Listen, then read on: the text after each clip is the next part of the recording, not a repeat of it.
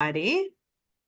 I am super excited to have this discussion today and to introduce Dr. Serena Huang. So she is the author of The Inclusion Equation, Leveraging Data and AI for Organizational Diversity and Well-Being. She's revolutionizing how organizations approach talent, well-being, and DEI through data and AI. As a people analytics executive and chief data officer, she spent more than a decade leading measurement and analytics strategy for DEI and ESG at iconic brands like GE, Kraft Heinz, and PayPal. She now speaks all over the world, providing keynote addresses and workshops, and she recently founded Data with Serena to empower people and organizations through data and AI. Through all of her work, Dr. Huang is helping businesses worldwide actualize a vision of work where employee well-being and belonging are prioritized alongside profits.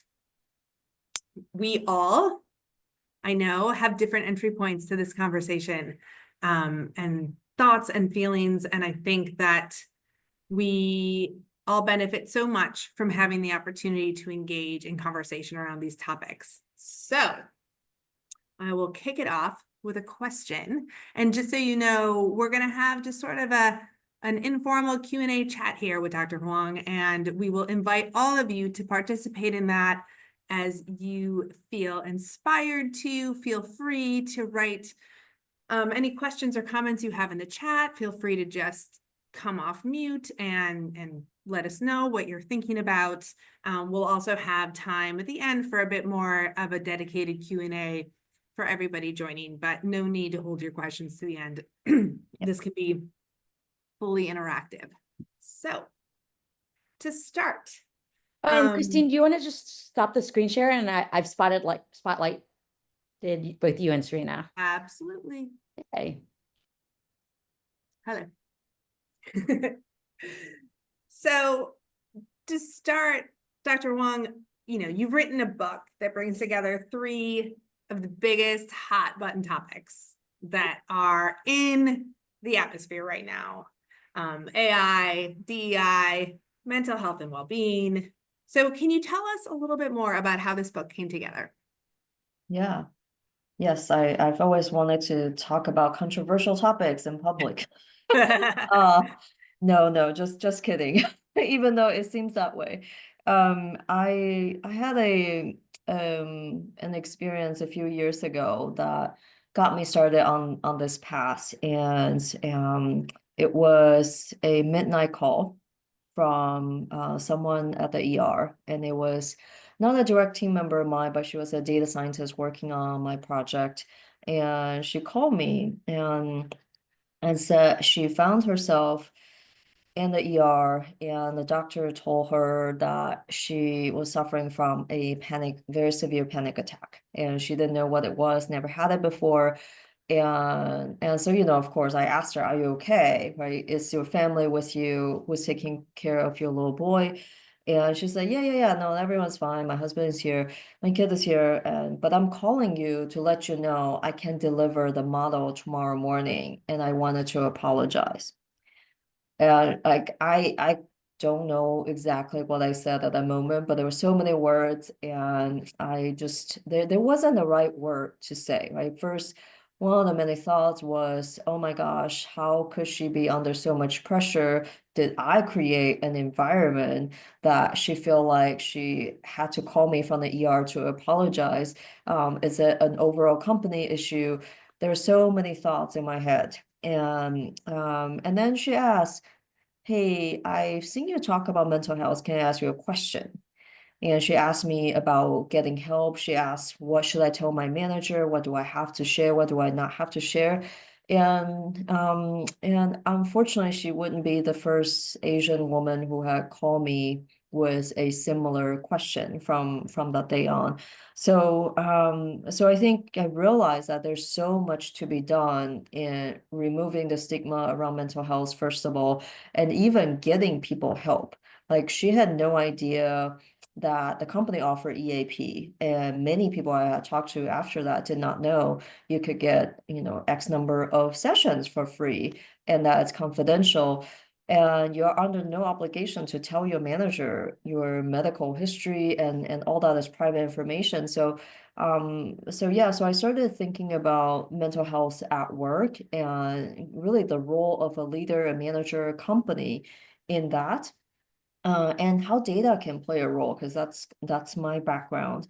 And over time, I've started to work with leaders on quantifying those touchy-feely metrics, if you will, on how do people feel, how healthy are they, how do they feel like they are part of the company, do they feel like they belong, and so on, through things like surveys and more passive ways of gathering data, like looking at interaction patterns at work. And and then at some point I realized there's a disconnect between these core concepts, inclusion and well-being. So when I noticed that, I started to think back to all the surveys I have done and all the analytics. And I remember one data point that was true for different industries, which was that teams that report a higher level of inclusion also report a higher level of well-being. And I thought, well, that's interesting. Why isn't there more research on this topic? And then I think back, I'll encourage you to think about this for a moment. Think about the last time you felt excluded, either at work or even amongst your friends, whether it's a party you didn't get invited to, and happy hour that you didn't know was happening, maybe a golf outing that was exclusive to some members and not you. How did you feel that day? Probably not great. If this continued to happen multiple times, maybe not the same people, but you continue to feel excluded somehow, how do you think that impacts your mental health? Probably you don't need to be a PhD in psychology to know it's pretty negative. And we do have data that shows it is pretty profound if someone feels excluded constantly at work or in their own circle. And it could be really detrimental. So I started doing research on the connection and found out that's a gap that I definitely wanted to write about. So fast forward 12 months later, a book was born. And yeah, and I think the data and AI piece was something that I think is missing in the dialogues. There's so many debates on DEI right now, right? And even mental health since COVID. But so few organizations have brought forth, hey, here's what the data show, and here's how we're going to create a strategy based on the data. It's almost like we're doing things and we hope it helps. And why that's helpful in today's climate, especially, I don't know about you, but I haven't come across an organization that has extra funding that's just floating around to try and see if it works. Like, now is not the time to try and see if it works. Now is the time to make sure you have a KPI that you want to improve, and strategically implement a program that hopefully improves that KPI. So I think now data is needed more than ever. So I definitely want to go further on the AI and data piece, but before we get there, I want to just take a moment, because within the framework of DEI, you focus in particular on the concept of inclusion. And in fact, you start off your book with the quote that there is no well-being without inclusion, which I think you just spoke to beautifully a moment ago. Because you're approaching this from such an analytical and data-driven lens, is there a definition of inclusion that is what you're most interested in and what is available to you to measure? What does inclusion mean to you? I think it's that I almost feel like it's easier to think about the opposite sometimes, right? Like, we know very well what it's like to be excluded. So what is the opposite of that? And it is not to be invited to all the meetings. Like, gosh, I don't know about you, I don't need another meeting on my calendar. Thank you very much. But I remember, in both focus groups and surveys, I would ask leaders and employees this question that around I am included in important decisions that impact my career. for example, and think about that for a second for yourself. Would you answer strongly agree or strongly disagree or somewhere in between to that? Or that when you are in a meeting, you feel free to speak up and share your opinion, right? That's another aspect. If I feel like I'm included and my voice and my opinion matter, I'm much more likely to speak up, right? That's another dimension of inclusion. And so I think it's so multidimensional. It's very hard to have one single aspect.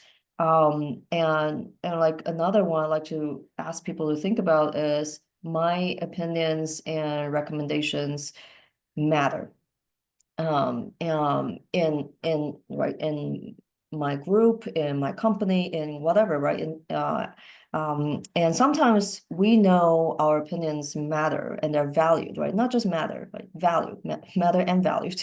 In my manager's group, maybe it's true. But maybe outside of that, in my function, I don't have the credibility and they don't matter. When I speak up, it's shut down.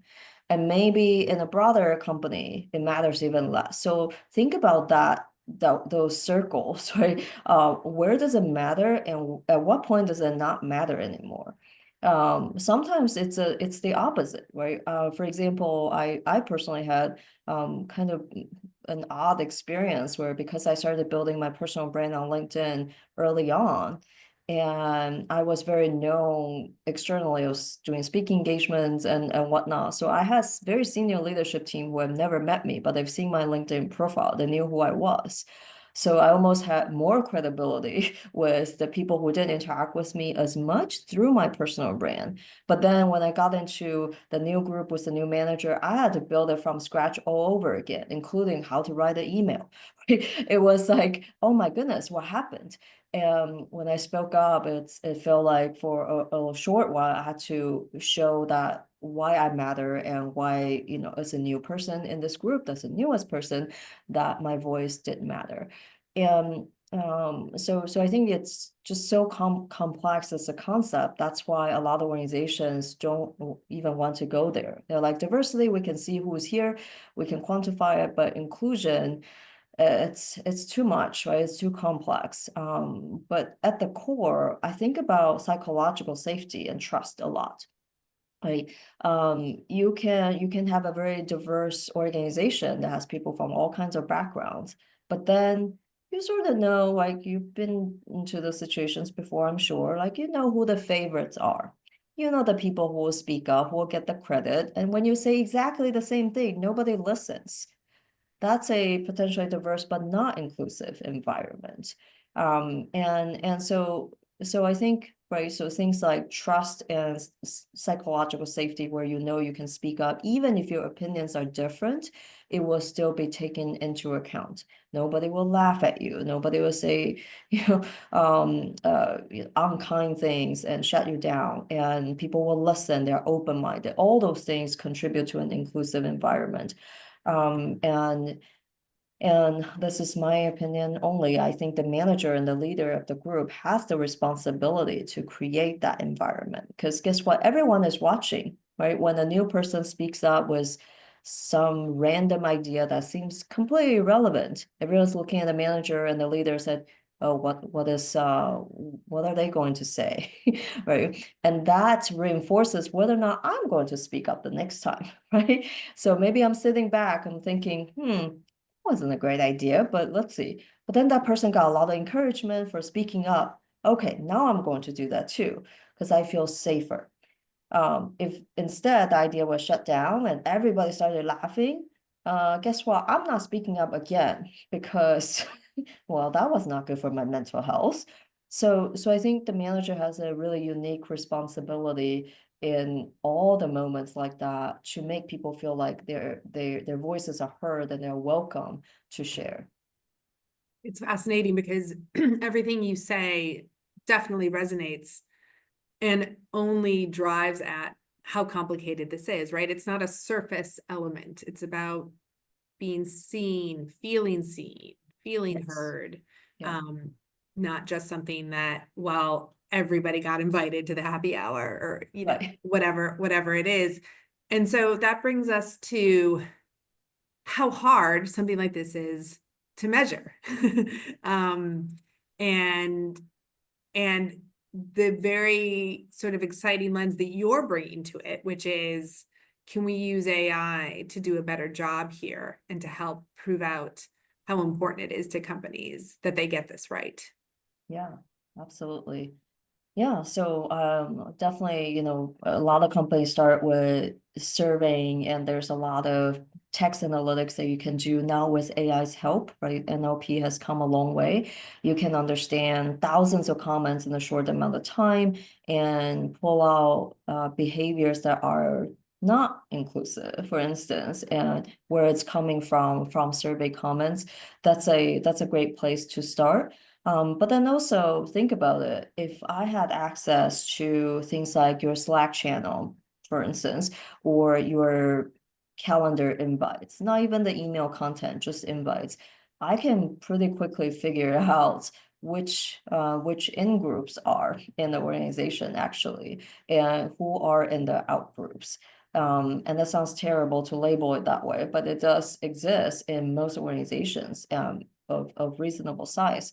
And you can look at Slack channel as well on what people are saying. Who is talking, right? Even like who is saying things, who is not saying, who is staying silent. A lot of times silent speaks volumes. The people who are silent, you can pull out the people who never chime in. And there's probably a reason why they choose to stay quiet. Maybe something bad happened in the past when they spoke up. And maybe it's a cultural thing. So there's a lot of reasons, but that sort of gives you using AI to understand that text and the interaction to pinpoint where you might want to dig in further, potential areas to improve, where can we see exclusionary behaviors and so on. Another text data that I've looked at closely is performance reviews. This is gonna sound weird, but there's a lot of research that back this up. Women and men don't get the same kind of feedback from managers, and that is interestingly, it doesn't matter what the gender of the manager is, but it's more directed at women versus men, and oftentimes women don't get as helpful of comments, like they're very surface level, you know, like have more executive presence. Okay, what does that mean? And men would get something more concrete so that they can work on it. Like, hey, when you speak up in in a meeting, it didn't resonate because you were using a blah blah blah words, right? So and there's almost some sort of implicit, maybe it's explicit bias that women are not going to take the negative feedback as well as men. And therefore, the managers are less likely to share this. Again, this is a document, right? It's in the system. So people don't want to say anything they're going to regret. So they're very careful choosing their words. And that choosing of words, unfortunately, is not helpful to women. You can use NLP further to look at the themes, right? For people who are rated the same, let's say they have the same performance rating, do they get the same performance feedback? And as far as, you know, promotions and potential, what research has found is with the same performance, women actually receive, unfortunately, lower potential for promotion versus men. So so then when times come for promotions, it's harder for a woman to be thought of as that next person because they're considered as having less potential. Why? I'm not sure, but I encourage companies to think about, you know, go back to your data and analyze that, right? This is general studies from different companies and may not be applicable to you and your organization, but you should definitely look at, do different groups get different feedback? And let's not just focus on gender, right? We talk about Gen Z so much these days, how they need a different level of you know, empathy and care, and you may have to speak differently for that to resonate. Is that true? Are they getting the helpful feedback they need? And if not, maybe that's why they're not getting better. Or millennials, or, you know, what have you. Or think about What if the manager is from a very different generation than the team? Does that create some sort of communication problem and barrier for that performance conversation to be effective? So all those are hypotheses and questions that you can start asking before diving into the data. And I always encourage companies to think about what is the problem that you want to solve first before gathering data, before doing another survey. But what is the core problem? And is it you don't have a high performance culture that you hope for? Is that certain groups are less productive? Is that you need more innovation out of your R&D group? But be very specific on the problem that you want to solve first, and start there. So one thing that I know always comes up around conversations around AI is privacy, right? And so let's just assume as table stakes that when you're talking about AI and you're talking about companies and enterprise solutions, this is AI that is not using information to broadly train on data, that sort of a thing. So setting that aside, but recognizing that to get the valuable inputs on something as multifaceted as people's feelings around inclusion, that's going to require inputs that dive into some personal areas. So how do you address that concern that someone might have, that yes, of course I want to be in a workplace that's more inclusive, but I don't know, I feel kind of a way about the idea that they might be gathering data from certain channels of communication or certain interactions I have at work in order to measure that? Yeah. Well, free advice: make friends with your chief privacy officer. Bring them cupcakes.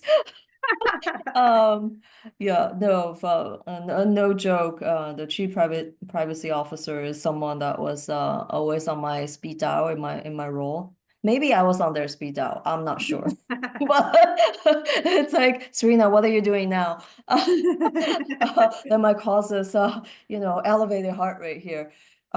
So yes, definitely, I think be very familiar with what is within your organization, what are the principles around privacy. What I advocate for is transparency. So I have in my book a responsible AI framework that touches on many elements of that.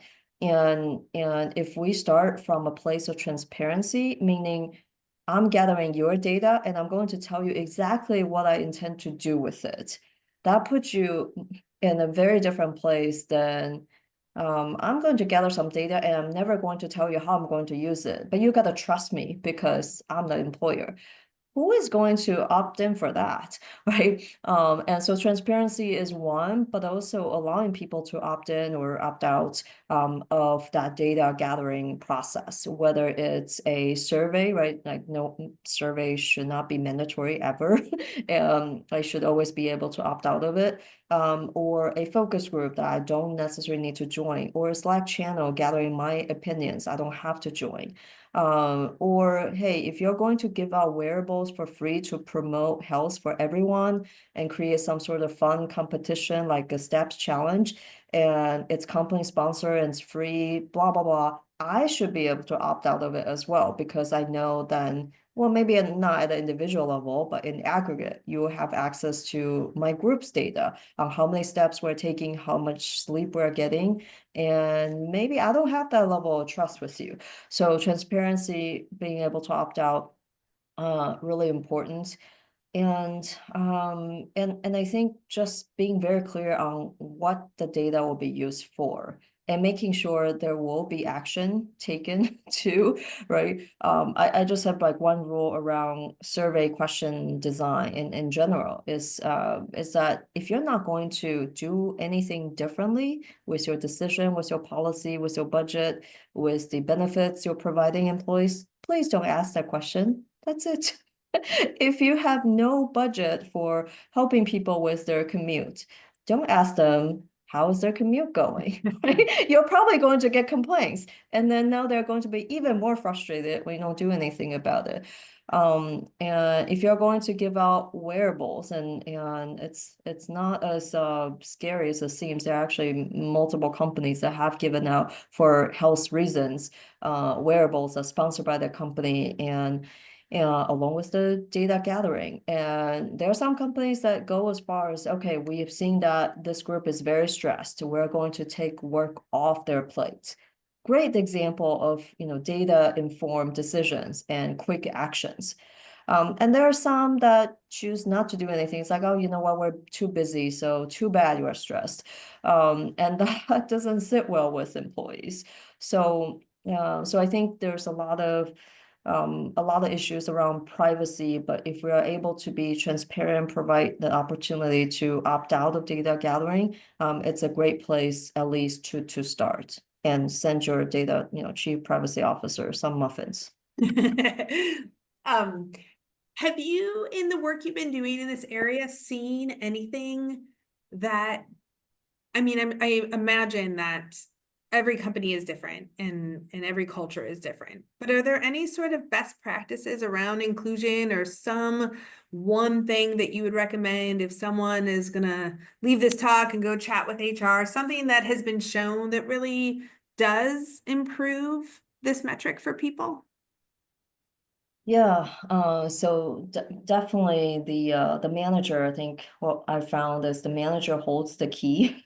The direct manager.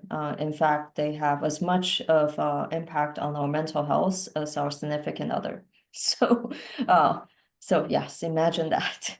And so being inclusive starts with the manager, and there can be lots of things that the leader can do to be inclusive. I think it has to be in the right context. I'll share an example in global companies, right? And maybe give me a reaction if you work in a global company right now, or you have colleagues in other parts of the world. What we face a lot of times, and even within the same country, you have different time zones, right? You have different time zones. That's a constant challenge. How do you find the time? And what does inclusivity mean as a manager? That means, in simple example, that the sun doesn't evolve around you as a leader. It doesn't have to be always when it's a convenient time for you to have the staff meeting or a team discussion, right? When it's already 7 p.m., someone else's time. When it's 5 a.m., someone else's time. When it's 8 a.m., school drop-off time for your team members that have to present, and you're just listening. Maybe be inclusive and change the time to when it's convenient for them. Maybe take turns, right? Like who needs to stay up, and consider what really works as far as the time. So I think that's like step one, really simple thing to do. And then step two, be inclusive of different styles. I know in working with global teams, a lot of people, their first language is not English, and they're uncomfortable, right? They're concerned about accent and people being understand. Maybe the Wi-Fi doesn't even work that well. Maybe they're, they have a spouse cooking in the background because it's 7 p.m. their time. So, and these are all like real examples that I have experienced. How can you do, be inclusive? Well, know that not everyone's going to be comfortable, immediately come off mute and be like, I have a gazillion ideas, I'm very innovative. No, right? I'm exhausted at 7 p.m. I haven't had dinner. I'm trying to be on your call. And so give them a heads up, right? Ask them, tell them that I'm going to ask for your input on 1, 2, 3, 4, 5 questions. Please come prepared. Give them a day in advance, send it via email and Slack and whatnot. And then give them the option to use a different format to communicate, right? For example, it could be a poll, it could be the chat, it could be even a shared doc that you're all looking at together. But make it inclusive so that not everyone has to communicate in the same way as you. And those are really simple examples of being considerate of people's different style and background and comfort level. Because you as a leader, what's most important to you is to get the most innovative, best ideas out of the group, right? And if you don't hear from them, how are you going to get ideas from them? So I think, going back to what is my goal? If my goal is to create an inclusive culture where I can hear from everyone because that is the best for the business, then think about how you can create an environment for them.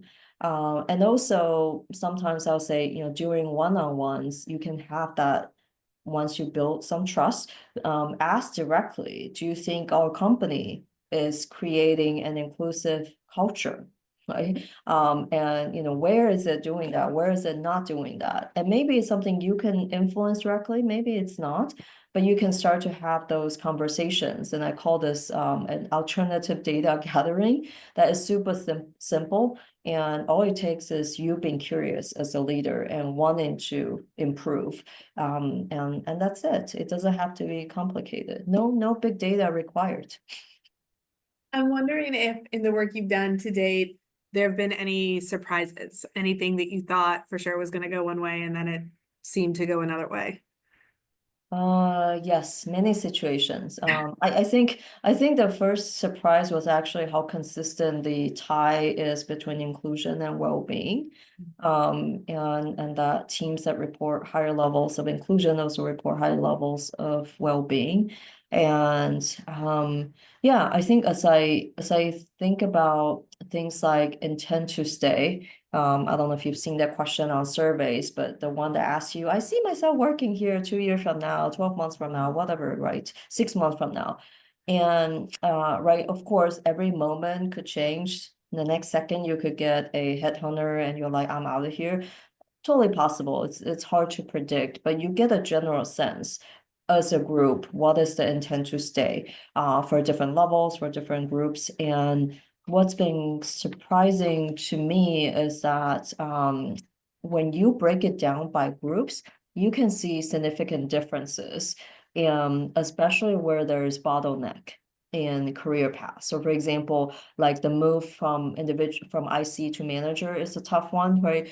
And then the one from like senior manager or manager to director, that jump is also hard. And then whatever executive is defined. So generally, I find those three bottlenecks, and you get a sense of people's, whether or not they're out the door by looking at that level before the promotion. What is their intent to stay, and where do you have potential areas? And people tell you. I think my biggest surprise is if you ask, people do tell you. I am not sure why that's so surprising. Probably because I face a lot of skeptics over time who tell me people don't tell the truth on surveys. They just lie all the time. They tell you what you want to hear. And I'm like, no, I've been surprised how honest people actually are. I don't know if that's a good thing or not. I would like to think that it is. So so if you're willing to ask, and especially if you continue to act on the feedback, you'll be surprised how open people are in sharing their thoughts. And like think about it, right? Like last time you went into Uber or Lyft, you probably got that rating from the driver right away after you got out of the car, right? And probably every time it's one same annoying question, but you give it a response, right? Why is that? Because you think it matters, because you think it's going to give you a better experience and be matched with the right kind of drivers going forward. Right? You're answering the same boring question, not because it's a great interface, right? Like it's a very simple 5-star rating. You do it because it matters to you, because you think it will make a difference. And the same with any sort of data gathering exercise. People will continue to supply the data as long as you prove it to them that you're going to act on their opinions and what they share. That makes a lot of sense. And it's funny because it goes back to this sort of loop around trust and Yes. what it takes to get people to be open and honest. And it's that trust again. Speaking of trust, and I will just say I'm already taking what you've just said and building it into my practice. Meaning, I'm going to let everyone know that this is the last question I'm going to ask. And so you have a little time to prepare if you think there's something that you would like to ask and you want to think about how you would like to form that question or shape it. So the last question I have is just around this moment and around trust and around how difficult and controversial some of these discussions have become.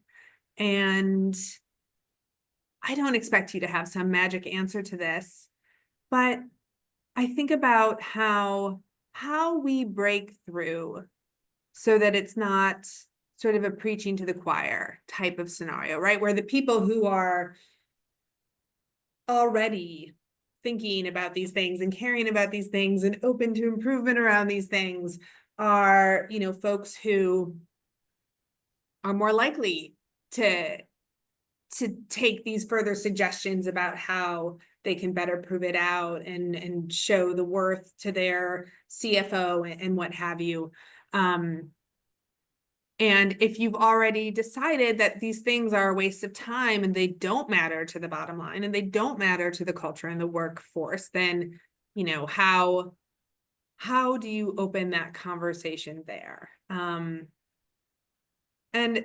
again, I don't expect you to have some magic answer there, but I wonder if you have thoughts on that, about how we break through some of the noise to get to the place where this is just more matter of fact. Yeah. And who am I having that conversation with? Who am I opening that with, Ooh. Christine? So I Can you be guess more maybe specific? Yeah. let's presume you're having it with someone who's skeptical that Yeah. this matters in the way you're suggesting that it does. Yeah. I think I get them to think about their personal experience. And oftentimes the people who are super skeptical haven't personally experienced as much exclusion, but they likely know someone, maybe their child, maybe their spouse, maybe their cousin, who have. And and you can't like force someone to be empathetic, but you can get them to imagine being in the shoe of that other person they know very well, how they must have felt being excluded. And that ultimately the exclusion leads to people not speaking up. And really tying it back, I think one of the easiest things to think about is how that impacts your ability to innovate. And now we live in the era of AI. If you're unable to innovate quickly as an organization, you're out of the business. I think everybody knows that, regardless of where, whether or not you believe in DEI and which part of the political spectrum you're on. So with innovation in mind, how do you get the best ideas? Yeah, you can run hackathons all you want, but when you have a problem that needs to be solved, where are your quiet ones? Why are they quiet? Have people gone quiet, right? Did the people who used to speak up suddenly don't have anything to say? Those are signs that your culture is perhaps doing something to silence them again. Maybe not intentionally, but they've had some experience that changed their behavior. And so like I like to start from the place of innovation and ability to really quickly adapt to this changing world as a business, and how having a group of people at work who are not afraid to speak up is really important, and that comes at the core from trust, psychological safety, and feeling included. And the other piece I think about is I encourage people to think about issues like Boeing, right? Where you have these very public PR nightmares and problems that could have been prevented. Imagine a giant company like that. At some point, someone must have found out there were issues and someone did not speak up, or maybe they did and it got shut down. I don't know exactly what happened, but think about that scale. So if you're working in a product that actually impacts things like safety and health, something, right, life or death, it is absolutely essential that you create an inclusive environment where you are not in an echo chamber, just hearing everything is great, right? How do you get those honest, candid suggestions from your people? And I think that's like, if, and if someone doesn't care about those things, then I guess, I don't know, I'll go back to having my muffin and coffee. Well, I love how you've brought it from both angles, right? The global big picture and the personal. And Yeah. the intersection between the two, and how grounded in your personal experience, you can see how things impact you or have impacted you or people you care about in a way that rolled up all together is going to really impact the big Yeah. picture. We have a question from Right. Armando. Thank you, Armando. So the question is, can you explain a bit more about how AI plays a role in building more inclusion and well-being? Yeah. So over the course of years, I've used AI to create essentially automatic flagging of certain words in different communication channels inside the company. Like what we would consider as something that might be an exclusionary type of behavior, or someone who needs help with their mental health. And again, like I said, if you ask, I've been surprised how open people are. And in those channels, when people do speak up and say, hey, I'm really struggling with X, Y, and Z, and that automated kind of a workflow essentially then alerts the HR and legal teams that need to respond to the request. And we were able to be much more proactive in helping employees in need. I remember a couple of cases where employees had shared that their managers weren't behaving ethically. Actually, it was a big problem, and I'm surprised that people are willing to share that. But obviously, that was not a good situation, and we were able to really quickly address that, and find out who the manager was, and yeah, and so AI can really understand text in a very smart and effortless way that we weren't able to do before. Like back in the old days, there were compliance teams reading everything right slowly and understanding what it means. And I think AI now at least does a first pass in understanding the themes, the topics, the context, and then we get a human to review, should I elevate this further? Is this a concern?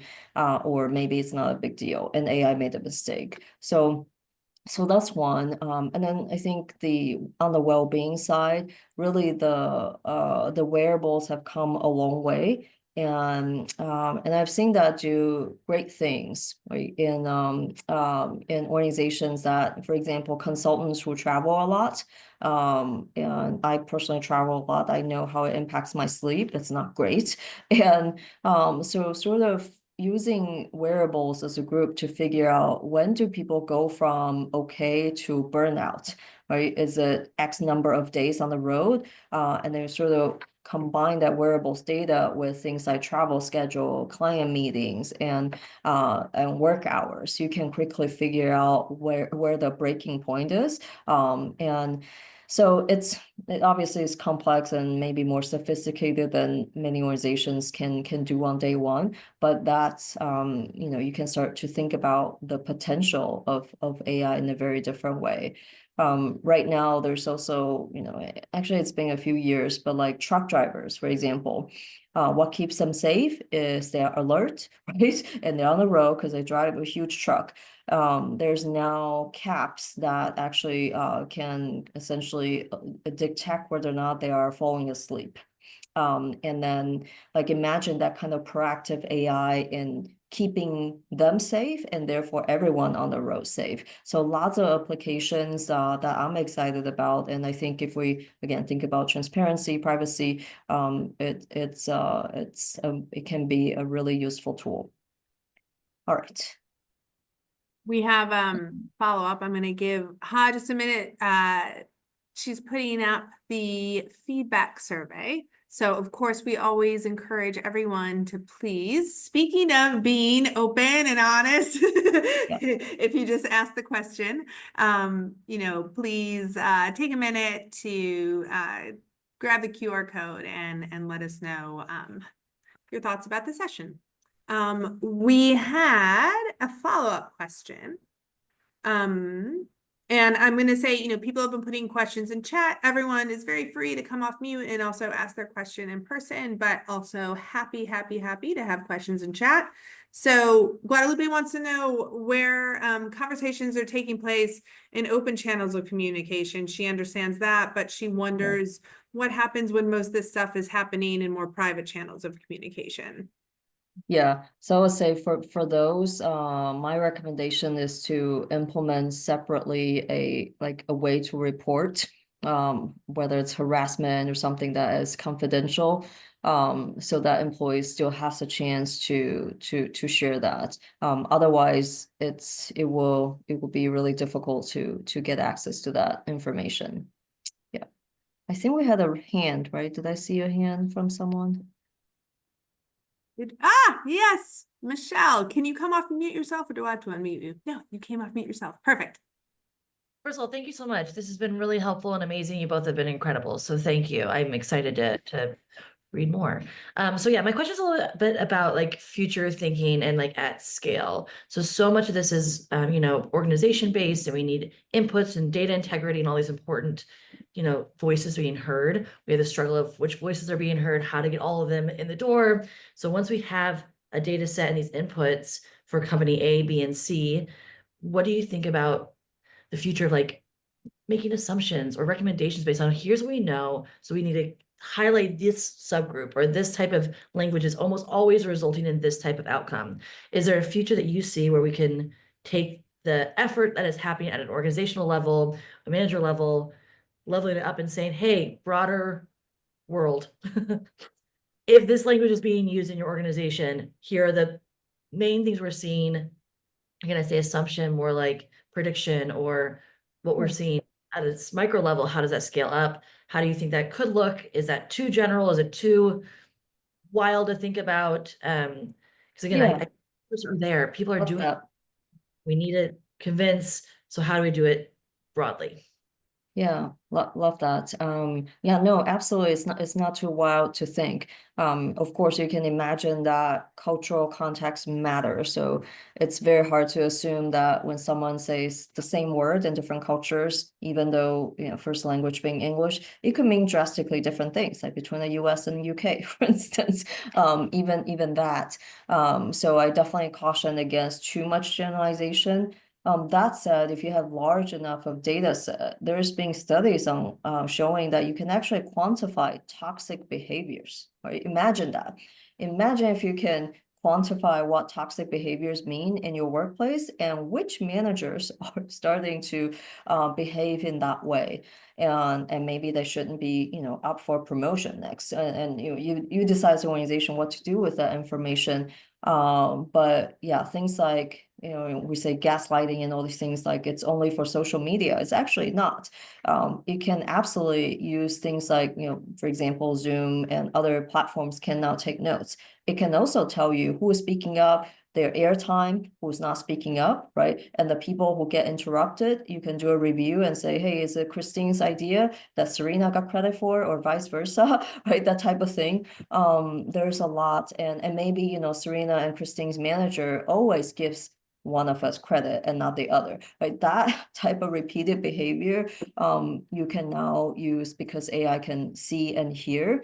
It's not just a text. You can go farther beyond, and then eventually connect that to, all right, when we see the manager do this, then Serena and Christine quit and find other jobs because they can't take it anymore, right? And it's like, okay, and maybe over time we know it takes only 3 months of this type of toxic behaviors, whatever the label is, before they quit. So you have to act now and be more proactive, and you got to put a retention plan in place and so on. So there's a ton that you can do. And I've certainly done that with things like burnout, for example. And I mentioned the, hours worked and things like that. And yeah, those you can get pretty predictive on like who's not going to show up to work because they have worked 5 days in a row with no break and no sleep. Like, and maybe you have a group that is super resilient. They're like, we are type A, we will get this done. We, come from 5 startups and I'm good. But at some point they do break. And so think about all of that. I think, yeah, tremendous potential, definitely really good thought. And yeah, as long as you keep the cultural norms in mind, it can do a lot for sure. Something you just mentioned, that made me think about, you've spoken a few times throughout this talk around thinking really clearly about what it is you want to measure and making sure that you are measuring things that you might have thoughts about ways to impact based on the feedback you receive. Don't ask about the long commute if you have nothing to do to help people with their commutes. I'm thinking about also how important this becomes at a moment in time with AI. I saw a tool recently that was a note-taking tool, and it had all sorts of things it could measure, but it wasn't measuring based on the end user's inputs. It was just, that was the off-the-shelf things that it came ready to measure. And it was things like how long someone is talking for, how often they interrupt, how frequently they talk, and all these different things. And it made me think how, if we're not being really thoughtful, we're going to take what AI decides to measure and maybe assign importance to that, Right. that we do or don't want it to have, right? Like we haven't really thought through, are these the things that matter? Are these the things we want to be measuring versus this is just what this tool has come equipped to measure? Yes. Yeah. Just because it can doesn't mean it should, right? There was a quickly release and then quickly roll back feature on Zoom that you may not have heard of, which was it was tracking where your eyeball is for participants. And if you're not looking at the screen, and if you're like, shopping on the side or chatting with someone else, then there's a nice report that comes out at the end of what percentage of time you're paying attention that goes to the meeting organizer. So yes, useful, maybe, creepy, very much so. And it got horrible backlash immediately, and Zoom had to say, okay, nope, just kidding, we're not doing this anymore. But again, there's tons of potential. And yeah, just because you can doesn't mean you should with AI. I don't know, we have just a couple minutes left. We want to be really respectful of folks' time. I don't know if anyone else has any last minute thoughts. But Dr. Huang, I want to thank you so much for joining us today. I want to mention the title of your book again, The Inclusion Equation, Leveraging Data and AI for Organizational Diversity and Wellbeing. There is so much to think through and discuss here, and I can only imagine that this is the kind of book that might have to have many repeated volumes because, things move. On the one hand, the core principles remain the same, right? But the ways in which we'll be able to engage with these topics through AI, obviously, and particularly, are just going to continue to evolve. So we're just at the beginning, definitely not at the end of this conversation. So thank you so much for your time and your thoughts and your wisdom. And thank you everybody who jumped on today and participated. It was such a great discussion. Yeah. And I'll be at the summit, actually. Oh, yes. Forgot to say. Which is just wonderful. Yes. So we'll get to enjoy you at the summit as well for anyone who's going to be able to make that. And I hope everyone can. All right. Well, thank you so much. Have a wonderful rest of your day. Take care, everybody. Everyone. Thank you. Thank you.